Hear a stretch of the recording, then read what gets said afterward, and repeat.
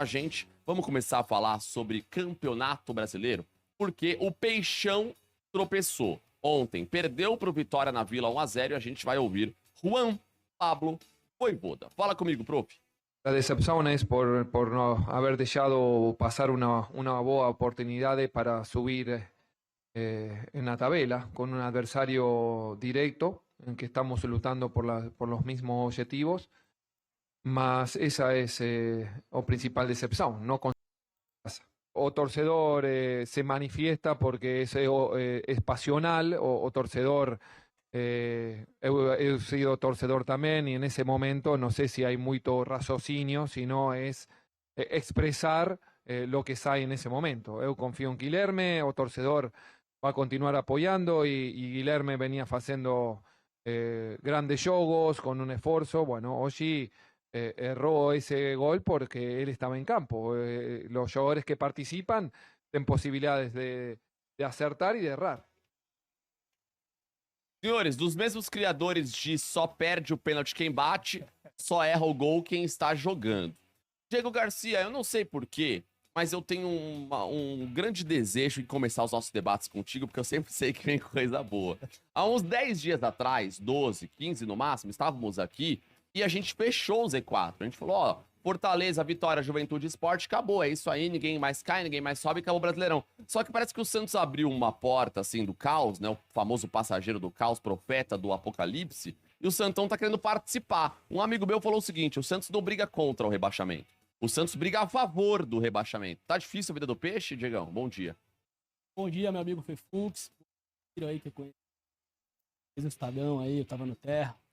Meu amigo aqui, Felipão, grande cara, todo amigo fã do esporte. Fefux, o Santos aí, realmente, eu lembrei que a gente falou isso no programa algumas semanas atrás, que o Z4 estava praticamente definido.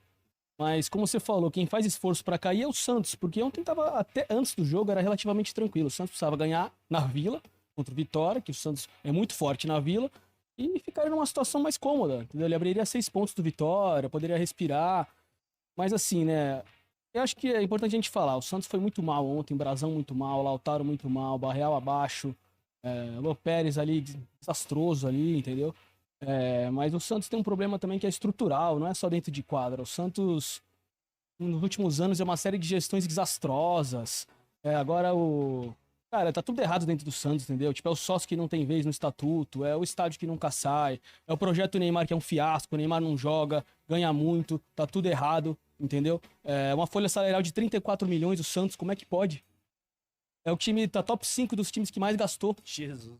Entendeu? E o Santos tá em 16º e tá horrível, tá tudo errado. Então o Santos só tá nessa situação por causa dele. Todo mundo falou, 2023 era o fundo do poço do Santos. Não é, o Santos ainda tá no fundo do poço. O Santos não pode chegar nessa altura do campeonato, com o investimento que tem esse ano, brigando pra não cair, fazendo um esforço pra não cair. O Santos tem a pior sequência de jogos agora. Vai pegar o Palmeiras 2 vezes, vai pegar o Flamengo, vai jogar com o Inter fora, vai jogar com o Mirassol que tá atropelando todo mundo. Cara, a chance do Santos cair agora é grande, entendeu? Eu ainda acho que o Santos não vai cair, mas a chance agora tá muito grande, porque a sequência do Santos é a pior possível. E por falar em sequência, como o Diego falou, a sequência ela é bem difícil. Ciro, bom dia. O Santos pega o Botafogo fora de casa, o Fortaleza em casa, depois tem Palmeiras fora, Flamengo fora, Palmeiras de novo em casa e Mirassol em casa. A sequência do Santos é muito difícil e era fundamental que o Santos vencesse ontem. Na coletiva de imprensa, um colega nosso jornalista pergunta pro Vojvoda, as últimas 2 vitórias do Santos foram contra São Paulo e contra Corinthians. O que acontece que o Santos joga bem clássicos, joga bem jogos grandes e chega num jogo tão decisivo quanto esse, o Santos não consegue performar um jogo que era uma final pro Santos, era uma decisão. O que tá acontecendo com o Peixe? Bom dia, Ciro. Bom dia, Fefux. Prazer estar aqui de volta. E é interessante, até a gente... Pessoal, eu sei que tá chato, mas se puder, se inscreva no canal, deixe seu like, comente as suas opiniões nos comentários. É chato a gente estar falando isso, queria estar aqui hoje falando da vitória do Santos por 2-0, 1-0, tava bom demais, mas o time nos ilude, a gente ganha pro Corinthians daquela forma que foi, chega ontem, um fiasco desse, é um time que não dá para confiar, beleza? Vamos continuar aqui com os cortes aqui e pra gente finalizar, beleza? Analisar o Santos, não só pela essa diferença de atuação entre clássicos e o jogo de ontem, mas olhar a tabela e ver, como bem apontou o Diego, que dos 10 jogos restantes, metade deles é contra times que estão lá em cima. Que é 2 contra o Palmeiras, 1 contra o Flamengo, contra o Cruzeiro.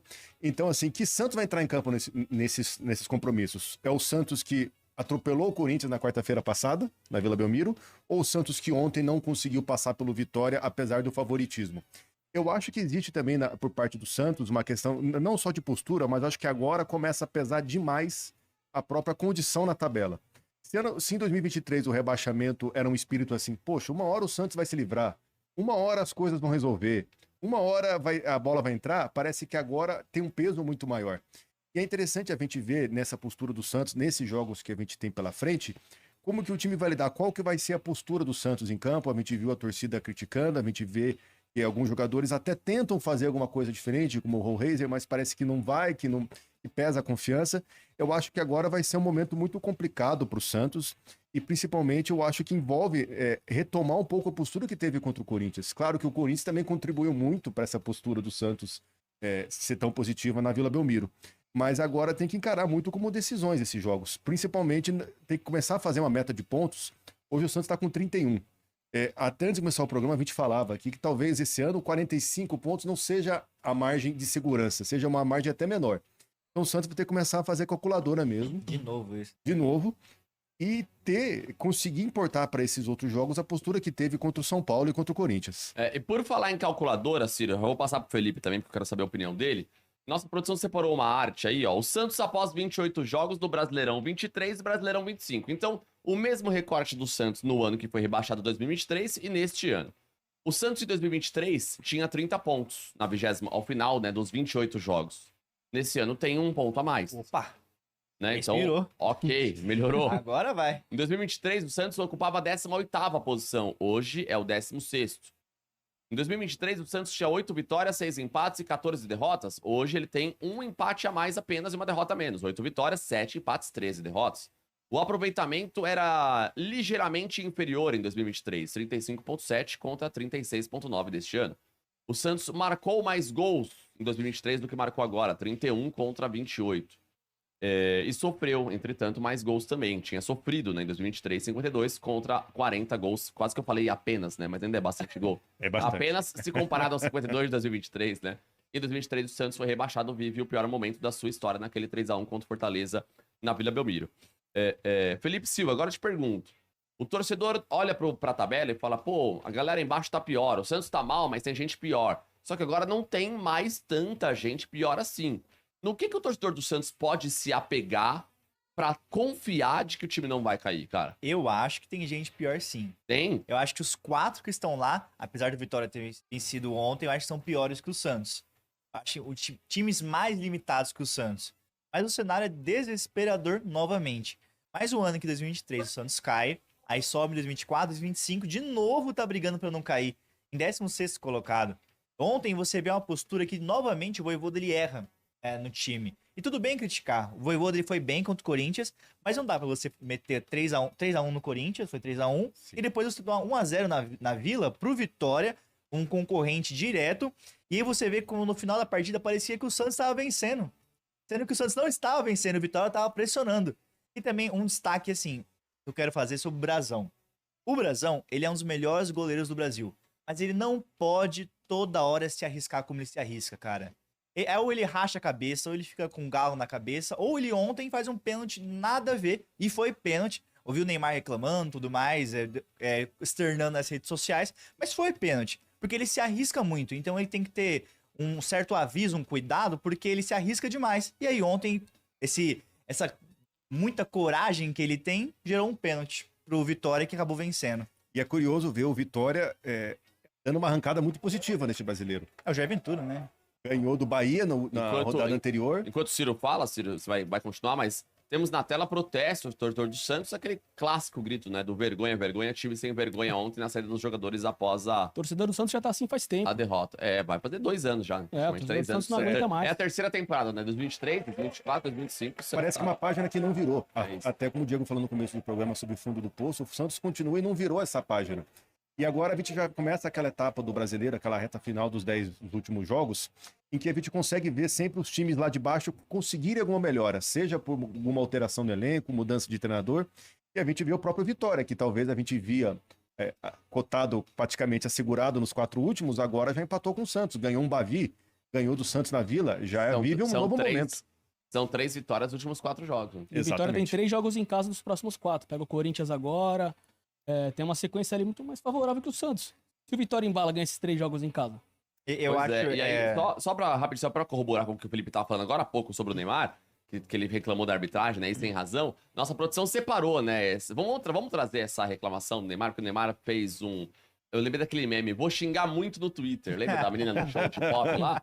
Tem que profissionalizar a arbitragem no Brasil para ontem. Concordo, Neymar, mas ontem o árbitro foi certo, né? O Brasão, ele me lembrou muito, sabe o quê? O tal lance do Everton contra o River Plate na Libertadores, que ele sobe com o joelho, a arbitragem marcaria o pênalti, mas deu impedimento, aí não marcou.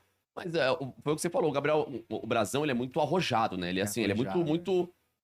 Ia falar meio maluquete, né? Mas corajoso, imprudente, né? imprudente. Sai numas bolas de um jeito bem agressivo, assim, e é o risco que você paga, né? Então acabou acertando o jogador do Vitória ontem e o pênalti foi marcado. E você percebe que ele comete o pênalti, ele dá uma reclamada, mas depois ele desiste porque ele percebe que foi pênalti, sabe?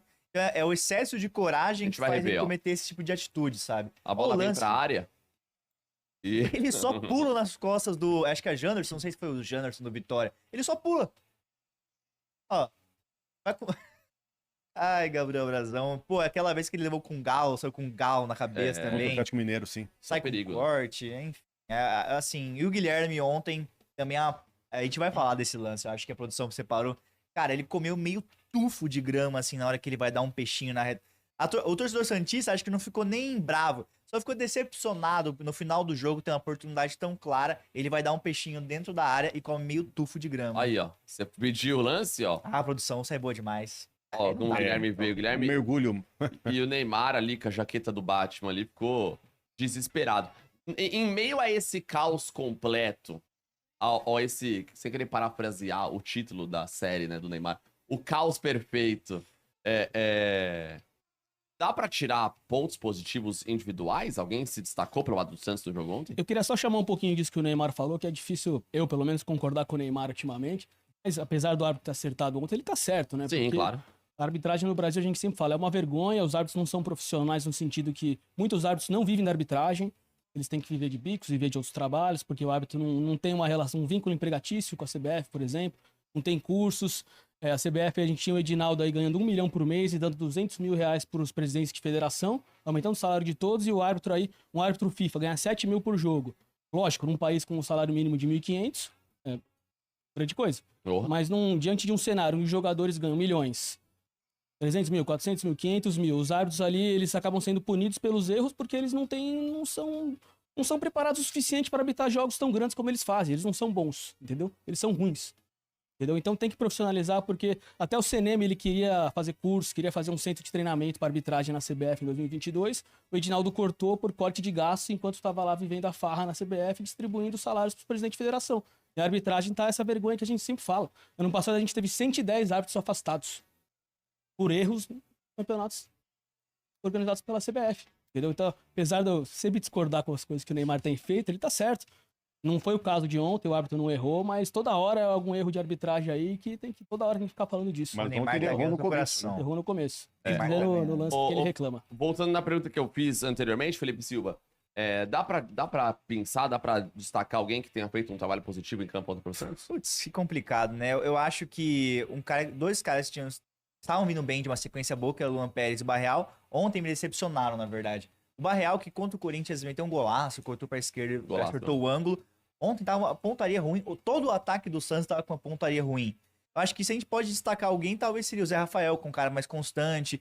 Eu gostei do primeiro tempo do Ilharão, ele se movimentando, dando bons indícios que ele pode ser importante pro Santos. Mas longe do ideal, longe do que o Santos tá pagando por ele e espera. Tanto que, até 2 meses atrás, o Santos, a gente tinha a informação que se ele não evoluísse na recuperação física dele, que ele tinha participado de uma partida em 4 meses, o Santos estava cogitando rescindir o contrato. Agora que ele melhorou, já tá voltando a jogar, já descartaram essa possibilidade. Mas o Ilharão tem que ser um cara importante, o meio de campo com ele, o Zé Rafael, o Rollheiser, que é um jogador importante, que é um jogador muito caro, não justificou ainda o valor que foi pago pelo Peixe. Boa. E se muita gente duvidava do Vascão, ele tá chegando próximo. Você me pede menos. Tem que olhar outra Deixa eu me ver. situação, tá? 16,50. Vai. 16,50 primeiro. 50 velocidade real, tá? Vai. Volta. Agora põe na câmera baixa. Vai.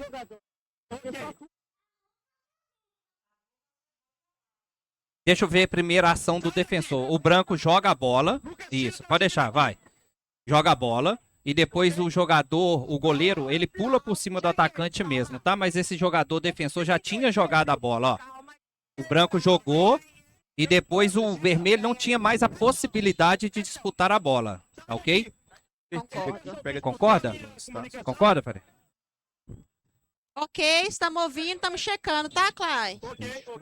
Ok? Isso, o branco joga claramente a bola. Isso. Ok. Foi isso que eu vi também, Clay.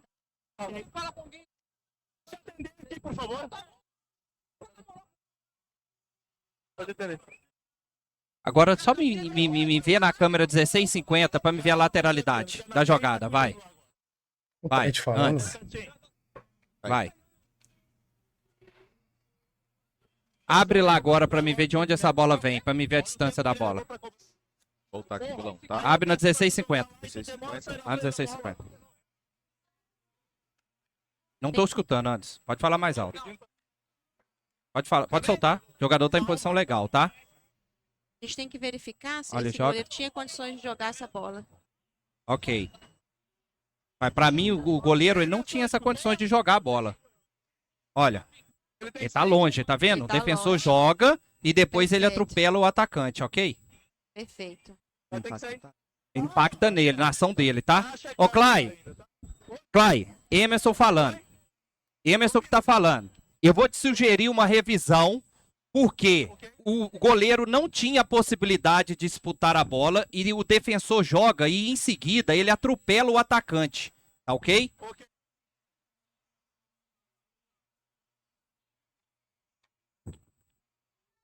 Então, pessoal, aí após esses áudios aí, foi quando o Clay foi lá olhar, né? Após um bom tempo. Eu pensei que ele não ia nem olhar, já tava até tranquilo. Mas também, cara, mesmo que ontem o Santos tomou bola na trave, cara, foi um time irreconhecível, né? E é muito complicado, né? Vamos acabar de ver isso aí. Qual mais você quer mostrar pra ele? Essa lateral primeiro. Ok, depois. Mostra no início da jogada, o lançamento. Ô, Clay, eu vou te mostrar desde o início da jogada para você ver a distância que essa bola é jogada, o defensor tirando e em seguida o goleiro atropelando o atacante, tá ok? O atacante está em posição legal, tá? Vou te mostrar a partir do início, tá? Do lançamento. Joga a bola.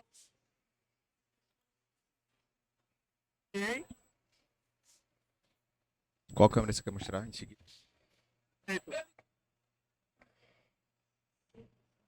Perfeito, de forma imprudente.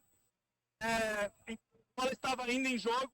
O jogador, o goleiro do Santos, atinge o número 31. Exatamente, exatamente. Não, pessoal, esse aí foi os áudios do Vai, né? Do erro grosseiro do Brasão. E o que a gente tem que falar é o quê? Pô, cara, eu sendo sincero, Neymar virou um cara, tipo assim, popstar, né? Que só quer livre, pulsa. Pô, cara, mas ele abria a mão. Sei lá, não quero mais jogar, tá? Não quero mais ganhar esse dinheiro do Santos. E ele vivia a vida dele, porque reclamar de um lance desse aí, se eu disser que isso não foi pênalti, eu vou estar mentindo, pô. Eu já vi lance inferior a esse se marcar. Então, ontem o time não jogou, não tem que a gente tá aqui dizendo que não foi, que foi pênalti, cara. Não tem nem como, o Santos jogou mal. Mesmo que não fosse dado esse pênalti aí, poderia até perder, porque não jogou nada. Não jogou nada. Os jogadores que estão no Santos são jogadores sem personalidade, que não vai pra cima dos adversários, que fica pegando bola, tocando bola pra trás, não encara os adversários. E aí, preço é isso aí mesmo, né?